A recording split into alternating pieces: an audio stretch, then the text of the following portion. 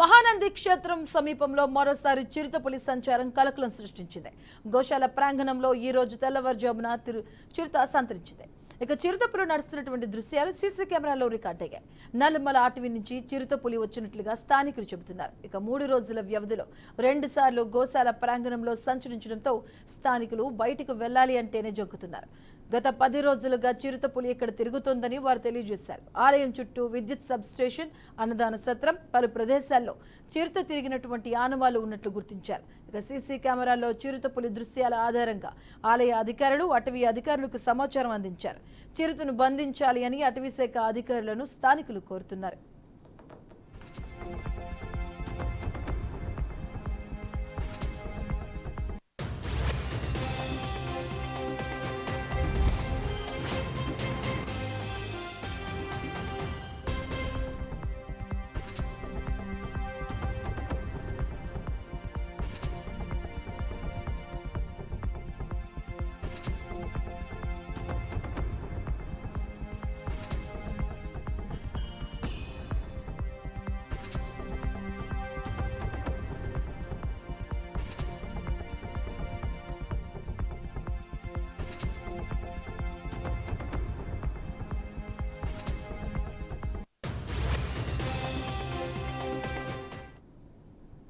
మహానంది క్షేత్రం సమీపంలో మరోసారి చిరుతపులి సంచారం కలకలం సృష్టించింది.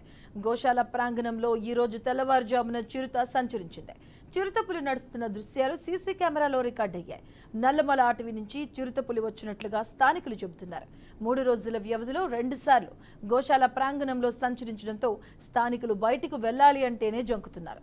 ఇక 10 రోజులుగా చిరుతపులి ఇక్కడ తిరుగుతోందని వారు తెలియజేస్తున్నారు. ఆలయం చుట్టూ విద్యుత్ సబ్ స్టేషన్, అన్నదాన సత్రం, పలు ప్రదేశాల్లో చిరుత తిరిగినటువంటి ఆనవాళ్లు ఉన్నట్లు గుర్తించారు. ఇక సీసీ కెమెరాల్లో చిరుతపులి దృశ్యాల ఆధారంగా ఆలయ అధికారులు, అటవీ అధికారులకు సమాచారాన్ని అందించారు.